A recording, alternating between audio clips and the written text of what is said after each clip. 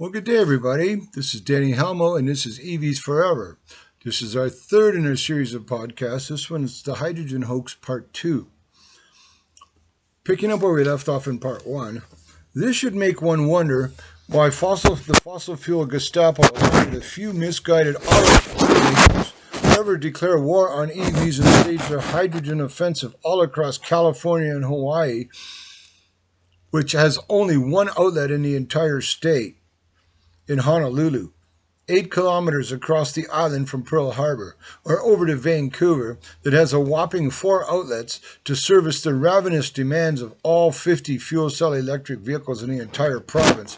That would not make any one of them economically sustainable, even if they all lived in a 10-block radius. So you tell me who did the math on that one, not to mention it being, or what they were smoking at the time. Not to mention it being the most expensive real estate in Canada, which is about all of it you are ever going to see because you can't fill up outside city limits. So you ain't driving through the mountains. But EVs faced the same problem back when they sucked too. And even though it's only $12.50 per kilogram here, or almost $6 less than gas for the same range, this is still 4 times the $3.40 cost per 100 kilometers the EV costs here in Canada. So they got to know they're going Kodak, Fujifilm, and Mobile pretty soon, and are obviously only getting more and more desperate to keep some skin in the game by dipping their stinky toes into our drinking water, dripping out of their tailpipes.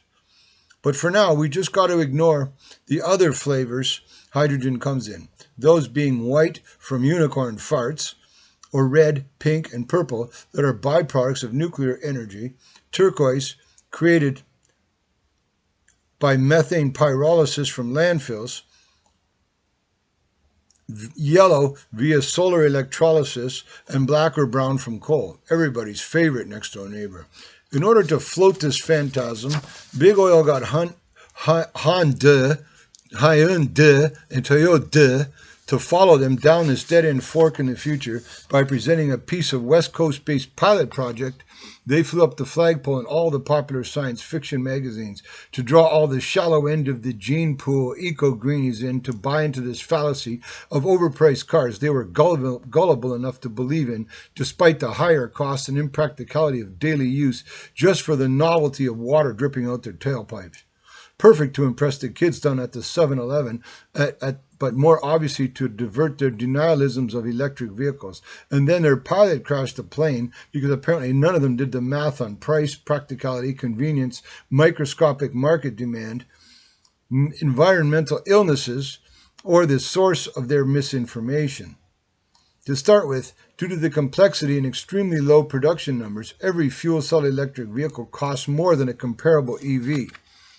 Second, at last count, there are only 55 retail outlets where stations are often out of stock in the entire state of California, which means on average 1 every 7,700 square kilometers, or roughly 1 every 77 to 100 kilometers in any given direction. And finally, they charge an average of $16 per kilogram, which gives you on average a 100-kilometer range, which is 3 times the cost of gas for the same distance that $2.33 gives you in an electric vehicle, at 1/7 the cost of hydrogen, which with the added convenience that you can charge up at home from the comfort of your couch, without fighting cross-town traffic through Crips and Bloods territories.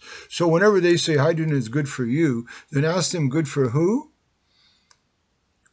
After you ask them who the hell are you, and then find out who they voted for. And then tell them to save their wonder juice for NASA, to leave us all out of it and stop trying to catch Elon's silver stallion that already left the barn 12 years ago while they ride a lame duck mare with a rock in her foot that couldn't outrun the hot mess running down the back of her own legs in the first place. My condolences to the hydrogen industry for your loss, but you are flogging a dead horse right now, so it's time to dig a hole and bury it after scraping its shit off of our shoes. And here, you can use this as a shovel. Long live electric vehicles.